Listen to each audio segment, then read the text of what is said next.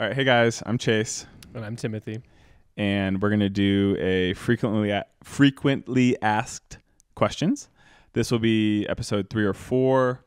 A lot has changed, business, buy, everything about our whole vibe. Not vibe, but like we've had a lot of developments since the last time we did one of these. So If you go back to that first one that we did where we're on that little couch, yeah, it's a vastly different. sinking really far back. Yeah. But yeah, that was a long time ago. But yeah, a lot of stuff has changed and a lot of fun stuff to talk about, and have a couple new communities and areas in the internet that we can all hang out. So yeah, I'm excited to get into this and share some news and kind of just bullshit for a little bit. Here we go.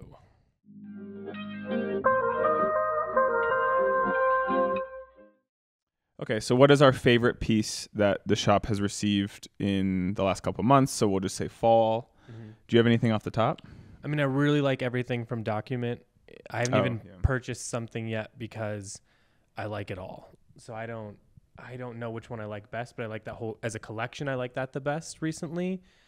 Of things I've bought that I wore it in like maybe 2 videos, and I haven't even done that many videos, but I really love the reefer jacket. I've worn that. Oh yeah, that is, yeah. A lot. So Yeah, the I engineered didn't think I was going to wear it reefer. as much as I did, and now I wear it all the time. So I really love that piece. And I mean, I feel like I say this. I'm very hyperbolic. I feel like I say, "Oh, that's the best thing I've seen in a long time." We got that the TSS collection that came. oh yeah, I really liked the bird watching jacket, the like red and blue kind of plaid one. I just thought that was super sick, it was way out of my comfort zone, but really, really liked that. So I'd say that, but also just to note as well, Document was absolutely stellar. I think it's so sick. I'm so stoked that we have that. So why is the bird watching jacket so outside of your comfort zone? a lot of colors all in one place. You're literally wearing. It's all one color though. You look like the lady from Willy Wonka. Eats the blueberry. That's where I stopped watching when I was young. Didn't like it. I don't like that movie either. It's scary. Scared me. Yeah. Scared me. Wizard of Oz is a little spooky too. Yeah. We know about the conspiracy behind Wizard of Oz. You know what they say? That The one little scene. guy. Yeah. So Okay. bird watching jacket from TSS and Document. Reefer. Reefer jacket too. Yeah, so describe the process and how we decide on what brands we'd like to stock and what brands we'd like to reach out to, and kind of our thought process behind that. Yeah, I think that I've gotten this question a lot through my time doing this job. And I think that if you're involved in clothes and you love clothes, and I know a lot of the guys who follow us and girls who follow us really do care about this, and this is what they do in their free time, we're no different. I mean, so I think that like a lot of it's just we follow this stuff really closely. I follow it really closely. This is what I do in my free time. So it tends to start with like a conversation like, hey, Chase, have you seen this? Have you seen these guys? And then, we'll show it to him, and then we start chatting about it, and then we both follow it and kind of talk about it here and there. And then it's more like trying to decide, does it make sense in the store? Is there a lane that fills that we're not filling currently? Is it telling a story? Does it kind of fit our ethos for the store? Which is really comes down to, are they doing something interesting? Are they taking something that that we haven't seen before or have seen before and doing it in some new way? Does it fit in with our current aesthetic or a current like brand lineup that we're looking to fill? Sometimes it has to do with a price point that's really great, or it just depends. I mean, it kind of depends on what we're looking to do or what we need to fill. Some things will make sense right away. Like we'll see it and be like, oh, we have to have that. If we can get it, we should try to get it. There's also times where I think that I love something. I mean, Document was a little this way. We talked about Document for a long time, and it just we were still learning what the store was, developing our aesthetic, developing our brand lineup, and then at a certain point it really made sense. After, I think it's when it's new brands, it can be tough as a multi-brand retailer because you want to make sure that you have a voice in the community of some that people trust. And I wanted to make sure that people like we stand behind what we're showing and we're excited about it. And it felt like the time had come where we'd been super excited about it. It was time to bring it in, and it's a timing thing. So I think that it's not always just like we see something great, got to try to bring it in. Sometimes it needs time to mature, or we need time to mature. So it can come down to like some timing things as well. Yeah, because there's definitely situations where brands we carry now were also in the conversation, say 5 years ago, but we were not in a position to represent those brands, have them sit next to what we had at the time. And yeah, there's just a lot of factors that come into it. But yeah, but it's really organic, I think is the God's honest truth. There's not like a certain like set of standards or anything that we follow. It's just we get talking about it and we see who, I think it also depends on our excitement level about something too. If we're super excited and super motivated and it's the right timing, then it all lines up. So I think I guess to answer the question, there's a million factors, but it's very organic. It's not that much different than us chit chatting with people like on Discord or something about stuff, and then being like, oh, do we want to take that? Should we look into it more? And then suddenly we have it next season. Yeah, like I don't think it's not super often that we sit down and are like, all right, let's find a brand. It happens through the various channels that our community exists in, or customers will come in wearing something we're like, oh shit, that's really sick. Like, what is that? Or you've been doing this for over 10 years now, and through the connections you've built, maybe a repped this brand, and 3 years later you pop back into their Rolodex, et cetera, et cetera. They reach out, they're representing a new brand, and it turns out, great, that is actually a brand we'd love to have, which just kind of happened with something. So it's a multitude of things, but organic and a lot of the times just through like what we think is legitimately cool. Totally. Where do we see trends heading next year, as well as what was our personal favorite like trend of 2022, right? I mean, next year, we talk about this, being in Boulder and living like, the shop's 6 blocks from the Rocky Mountains. I feel like the trend this year was very much so like Gorp, wearing outdoors gear, Arc'teryx, that kind of whole world. I'm not sure that that's going to die down at all, but I also could see where it's going to reach a plateau and it's kind of found the audience that is going to entertain it. So for this year, it was Gorp. That was cool. I hope that next year we continue into more roomy, like silhouette-based fits where it's less about like, does it fit your proportions perfectly? Like I want people to just dress big, just like size up and continue on that kind of arc. Yeah, I think that we've seen like there was like the whole movement of streetwear, which was awesome to see, in the sneaker culture, and just all these various like.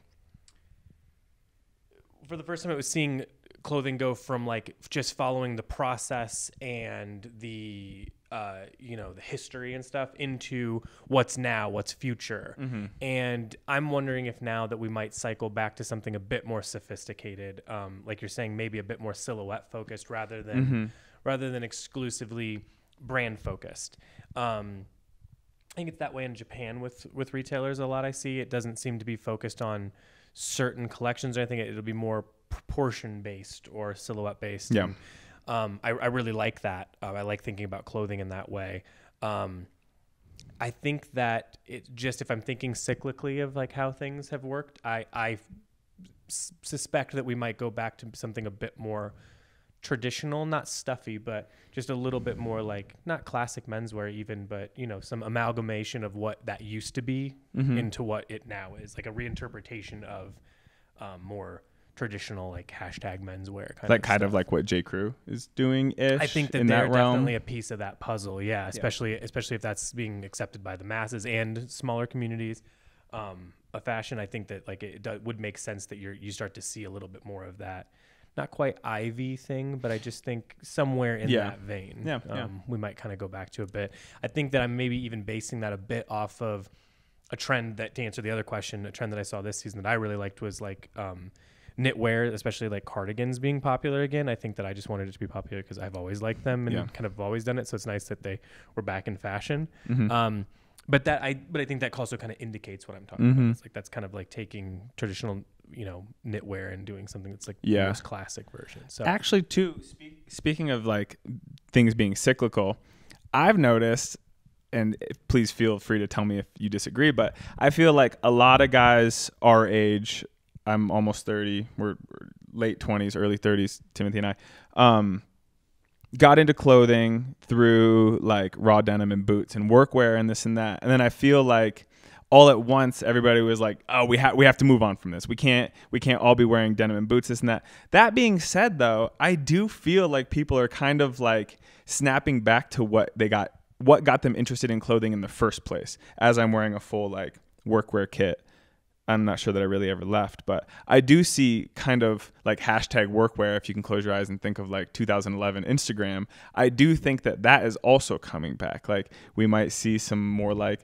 Filson being back in the lineup, and like, I don't know, maybe dudes are going to start wearing raw denim again and doing like project jeans and posting their fades. Like I like you said, it's cyclical. I definitely feel like that is coming back around, and it's less about like how expensive everything is or like how niche everything is. People are developing their own sort of style and kind of falling back into what they're comfortable in, rather than like pushing themselves for the sake of like capital F fashion. Well, and I think that what you just touched on is maybe correct in what I was saying too. It's like, I think people have found their own personal style at this point. I mean, in the evolution of menswear as a whole, I think now you're seeing people develop style, not just follow brands or trends. Yeah. And I think that leads to something far more interesting long term. For sure. So I can totally see that people getting back into, I don't know that it's going to be fly knits and blazers suddenly. It's not going to be exactly, it's going to be something different than we saw before, but kind of like back to the reasons you got into clothes. And for sure. And hopefully more of a focus on personal style as opposed to just having this and that. Yeah, I would love that. Yeah. If I could give any item from Canoe Club to somebody as a gift, what would it be? So kind of gift guidey. You know, I mean, like, I have a couple answers. One, I think a good gift for somebody is, I've always enjoyed this. My girlfriend and I do this every year for each other. A scent. I think that like a new scent for a person is cool. And like when I smell scents, I can definitely be like, oh, I think this person would like this, or it reminds me of like the vibe that this person gives off, or whatever it is. I think a scent is kind of like maybe a little risky, but it's kind of a fun gift to give to somebody because it's so like subjective, you know? And there's definitely times where like there's scents that you're drawn to or whatever that maybe aren't my thing, but I'm like, oh shit, that actually works for your vibe. It's completely. Kind of a risky gift, you know what I mean? But what I like is that regardless, it'll be a conversation. And I think that's sort of an interesting, and it's thoughtful. I think totally. That if you're going to buy a scent for somebody, you're probably going to put more thought into it than like what color beanie you get them. Yeah. You're going to think like, well, what do they like? You know, what's their whole vibe? So I would say a scent. Yeah. Yeah, I like that a lot. I mean, I was gonna say one of the Canoe Club candles. It's maybe a little obvious, but we've had those for a long time. It's like one of the longest running things we're doing and still doing. Those scents are also developed. Like I developed this like kind of like democratic way that we develop the scent, where we just take like, I don't know, it's probably 100 or more testers, and we just literally made this big Excel sheet and then just narrowed it down by scent. So it was like, I listed all the scents, and it was like every single person in our entire like store in our community of everyone that works for us. And everyone just wrote down, did they like it or did they not like it? Yeah. And then we started just narrowing them down. And we just ended on these last two that kind of worked perfectly. Or we ended up probably with like 8. And then we just kept putting them together until we found something we liked. And I mean, it's worked out. I mean, yeah, both times everything smells great. Yeah, so I think that'd be one of those. They're really great candles. They're made from coconut wax, so you light them and it fills the room like almost instantly. Yeah, and they last forever. And I don't know, they're nice to look at. So, yeah. That would be that's like for sure. Maybe an obvious choice, but I really do. Yeah, I care about those candles. Yeah, they have a cult following. Yeah, you know. Yeah. Another thing on the scent, I was just thinking, another reason why I think it's special is because, like, you know, when you smell something and you're like, oh, that is this time. You know what I mean? I think that if you get somebody a scent and they put it on Christmas, like, there's a scent that every time I smell it, it's like, oh, shit, that reminds me of getting it that day, and specifically, like, the middle of winter. And so, I don't know, just to continue on. I'm not even trying to but if you have people in your life that you're buying for that are like us or in this community at all, or like our store, maybe it feels not personal, and it's not, but a gift card is the best because it's choice, and then you get to obsess. And if you're in this community, probably just like half of it is just research and obsession, as much as it is buying something. So I know that sounds like I'm trying to sell something, because it's the truth though. But I love just getting cash, because then I get to obsess over something for months at a time. Yeah.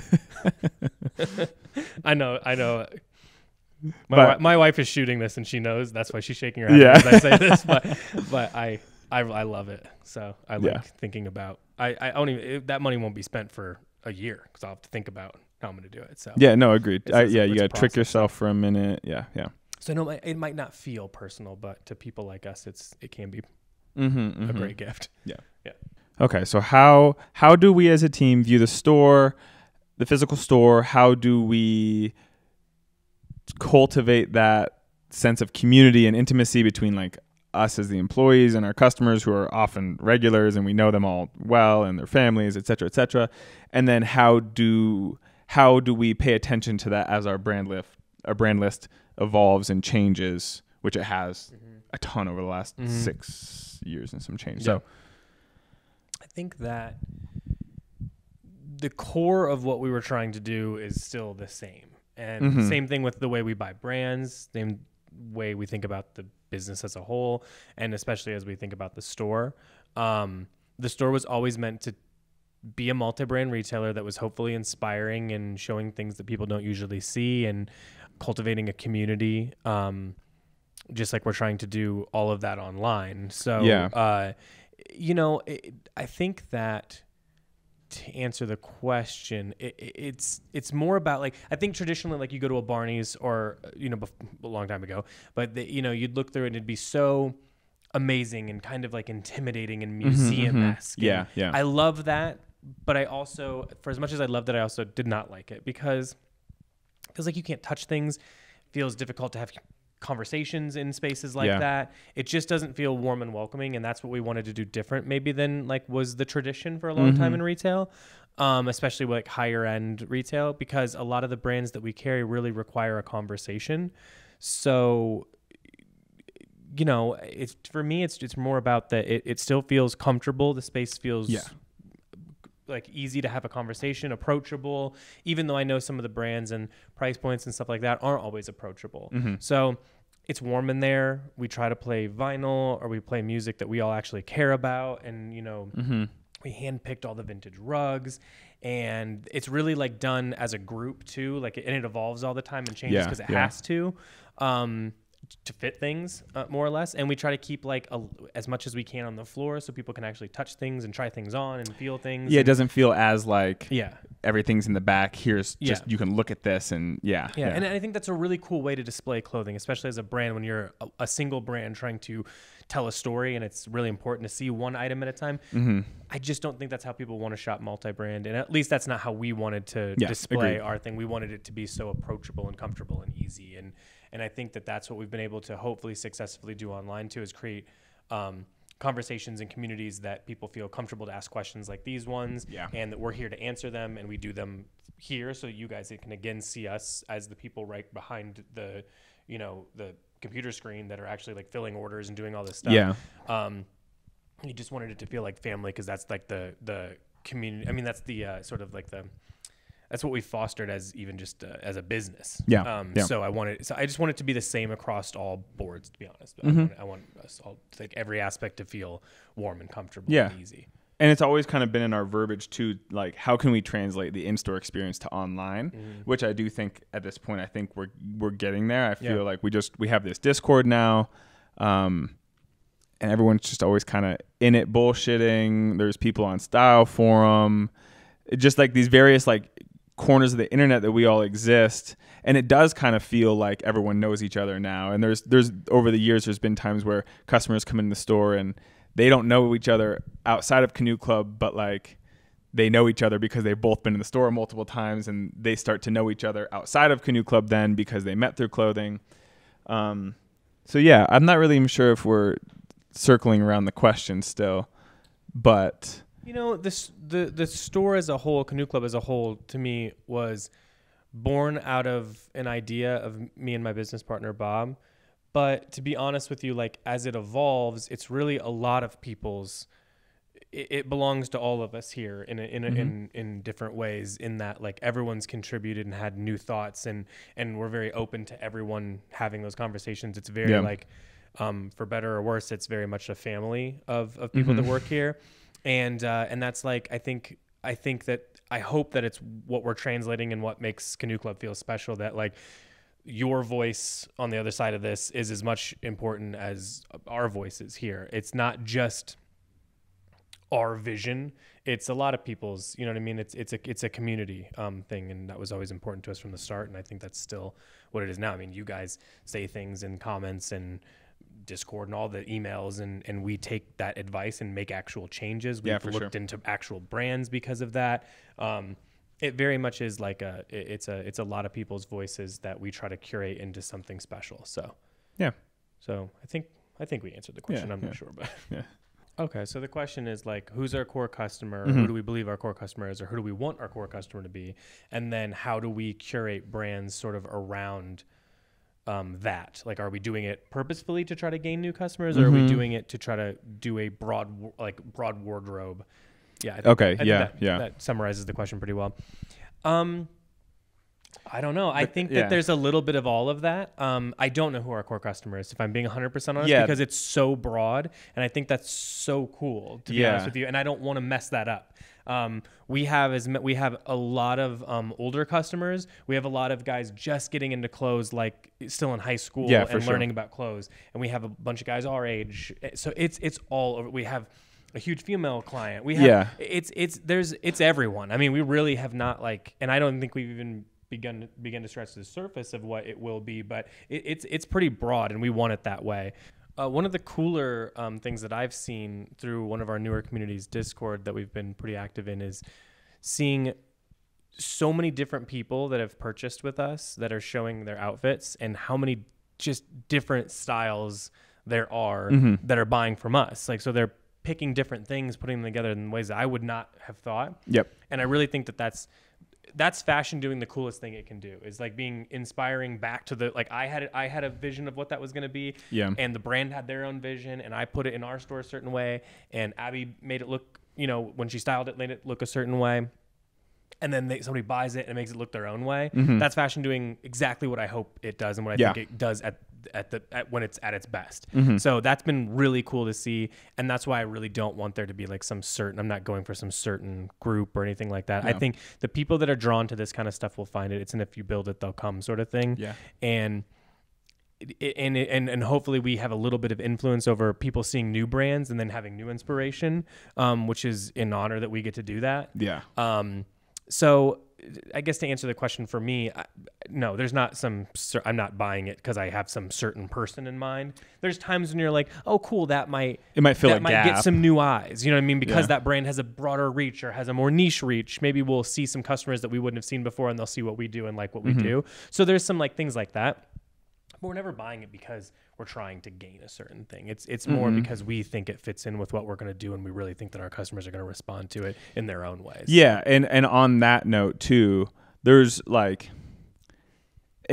this point, it never happens where we get a shipment and nobody is like, oh, stoked. Like, every time something comes, we're literally all like foaming at the mouth to get the box open to see what it is. Oh, I've been waiting for this since we saw it on the line sheet. Like, everybody in the store, and we all have our own different styles, but like, we're all stoked on the stuff we carry, like legitimately. Totally. Like, I mean, even just at the store, with the 10 people or however many work here, everyone buys stuff from the store. Everyone has a completely everybody unique dresses style. Completely different. Yep. So once again, I think that like if I've contributed to fashion culture in any way, it's mostly that what I want it to be is that I want people to develop their own style and take something that is shot a certain way, or you see it as a certain way in your head, or categorize it and put it into your own your own words. Yeah. So. Dope. What is the favorite thing we've eaten in the last month? I had Korean barbecue for the first time ever. Maybe not in the last month, but I've been in the last month. But I don't know. Korean barbecue, maybe just the whole thing. There was this kimchi stew that came with it, with like pork belly and tofu and stuff. That's what I would say. I'm really easy to please, though. I mean, Chase likes everything. I like everything. Oh, you know what? What's the Vietnamese coffee that Chris brought? Oh, the instant coffee? Yeah. Yeah, it's good. I like that. It's really Whatever good. That is. A little instant, like, It's got 2-shot so much, serving type. Yeah, it's got a lot of caffeine and it's really strong and it kind of smells like a hot dog. Yeah, it kind of does. It has like a savory element to it, but It's really good. It's great. Yeah. You know what? You and Abby got that dude who makes pizza out of his garage in Lafayette or Erie. Yeah. That's really good too. It's some guy who makes pizza in his garage, and then you do a pickup, and then you go pick it up. And he did like some sort of sausage with pistachio pesto that was really great. So yeah, that was good. Yeah. So Vietnamese coffee and a guy that makes pizza in his garage. Yeah. Prada. Yeah. What brand do we want to carry at the store, but we don't? He said Prada. That's a pretty obvious answer for you. I love Prada, so especially old Prada, which I don't think I could really like bring back, but I love it. Yeah. I really don't have an answer. Oh, North Face Purple Label. That's the answer. We love that would be tight. So if any of you guys can pull some strings, which probably can't, but that would be sick. I really want Burberry to have a comeback, and then I want to carry that. So I'm hoping I'm hoping that could happen. And maybe that J. Crew collection that they might be. Yeah, we like the new J. Crew. Yeah, that'd be cool. Yeah, that answers that. Then the other half of the question was, what are some brands that you've been meaning to buy for your own personal wardrobe that you never have? So that could pertain to Canoe Club and or beyond. I forget who posted in the Discord those Bottega loafers, but I want those. That's what I want to buy. Bottega loafers? Yeah. Sorry, I can't remember who that was. I'm trying to. It's not coming to me. But oh man, those are so cool. Somebody's got them, and they must look great. Yeah. I don't know. I don't really see. This is tough. I really like. I'm down to just buy stuff from us because. Yeah, I want to also buy some new scents from the store. I need to redistribute. I have a lot of old Comme des Garçons and some old other stuff, but I just need to mix it up. That 1969 stuff is sick. Complete side note: best scent if you're looking for a scent. Capri from 1969. That would be what I recommend. I love it. It smells great. Any final thoughts? No, thanks for asking questions. We like doing this. Yeah, it's cool. Stay tuned. Next year we're gonna have a format that's like this that you can probably guess. We'll do this a little bit more frequently and with a little bit more like free flowing nature. I'm hoping. It rhymes with Rodcast. Rodcast. Any Rod Wave fans out there? Not related to if our Rod Wave potential doesn't podcast. have a podcast called Rodcast, we should pitch it to him. Yeah, Rod Wave, we'd love for you to start a podcast called Rodcast. Also, we're just gonna say it right now. If Rod Wave wants to come onto the Rodcast, that would be tight. We're open to it. So, yeah, thanks for asking questions and for engaging with us on the internet and for. It might be worth noting too. Our Black Friday this year was freaking nuts. It was nuts. So it's freaking crazy. So I don't know. Yeah, I think I don't want to speak for the rest of the team, but I feel really fortunate. I feel like I've been here for a minute now, and it's pretty palpable how stoked everyone is and like the momentum we feel as like a company, and that we're introducing new brands that maybe don't have a large US presence, and that people are our friends on the internet. So yeah, thank you to everyone who supports us, because it allows us to do all these things we're talking about, and not everyone gets to do that, and because of your support we get to keep doing it, and we get to keep pushing it further. So we're hoping that next year we're going to push it even further in a bunch of different ways, and we're really excited. So also to all you freaks that keep asking about the kit. Oh yeah. It comes Monday. Yeah, so we're filming this on Thursday, December 8th. We're filming this on Thursday, December 8th. The OrSlow kit, the exact one that I'm wearing but in olive, is delivering Monday. Yeah, it's soon, and if you guys aren't on text or whatever, Discord, Also, if you're watching and you're this far into it and you want like a Discord invite, just hit us on Instagram or email or whatever, and we'll hook it up. So lots of fun things coming up in the new year. Thank you for watching this video and for asking questions. We've gotten the rap signal 8 times. Yeah, so we gotta wrap it up. All right, bye. Bye.